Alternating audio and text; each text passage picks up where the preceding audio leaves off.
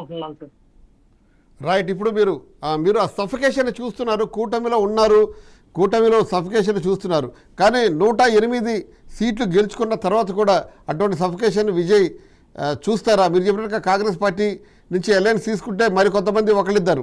ఇప్పుడున్న పరిస్థితుల్లో AIADMK and DMK కలిపి దాదాపుగా వాళ్ళ అలయన్స్తో కలిపి 126 సీట్లు ఉన్నాయి. అంటే వాళ్ళు మోర్ దాన్ దేర్ రిక్వైర్మెంట్ ఇంకో 8 సీట్లు ఎక్కువగా ఉన్నాయి.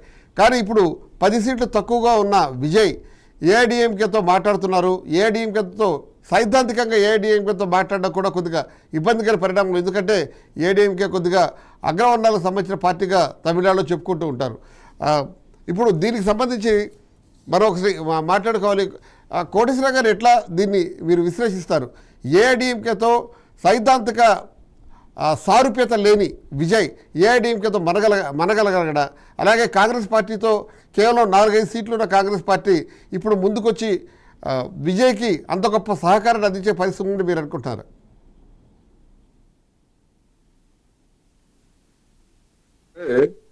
అన్నా డిఎంకే అయినా, బీజేపీ అయినా, కాంగ్రెస్ అయినా, డిఎంకే అయినా, టీవీకే విజయ్ అయినా కానీ ఒకే రకమైనటువంటి సిద్ధాంతాలు, నినాదాలు వేరుగా ఉండొచ్చు తప్ప సిద్ధాంతం అనేటువంటిది ఒకటే. అది మామూలు పరిభాషలో చెప్పుకోవాలంటే ఒక బూర్జువా పార్టీ సిద్ధాంతమే అది. ఇక ద్రావిడ అనే దానికి వచ్చేసరికి అది ఒక అస్తిత్వ భావన.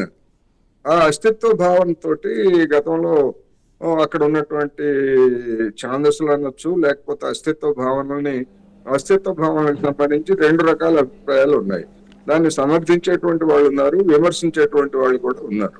అందుకని ఏదైనా కానీ తమిళనాడు ప్రాంతంలో ద్రావిడ సంస్కృతి అనేటువంటి పేరుతోటి గతంలో ఉన్న పార్టీ వాస్తవమే. కానీ పార్టీలకి ఆ పేరు అవి వాడుకోవడం తప్ప విధానాలన్నీ ఒకటే.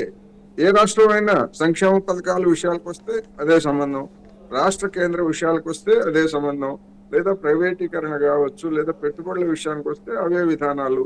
అందుకని సిద్ధాంతాలు అనేటువంటిది ఇప్పుడు అక్కడేమి లెఫ్టిస్టులు, నాన్ లెఫ్టిస్టులు, లేకపోతే మతవాదులు లేదా సెక్యులరిస్టులు ఆ విధమైనటువంటి విభజన అక్కడ ఏది లేదు.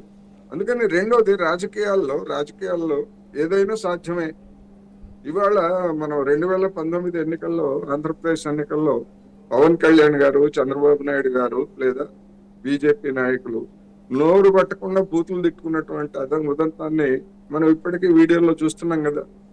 మరి అటువంటి వాళ్ళు అవన్నీ మర్చిపోయి అసలు ఏమీ జరగనట్టు, ఎవరు ఏమి అనుకోనట్టు మళ్ళా కౌగిలింతలు ఇట్లాంటివన్నీ కూడా మనం చూసాం. అందుకని అధికారం కోసం అవకాశవాదంలో ఇటువంటివన్నీ కూడా మనకి స్పష్టంగా మీరు చెప్పినట్టుగా ఎప్పుడైతే 100 నెంబర్ దాటిందో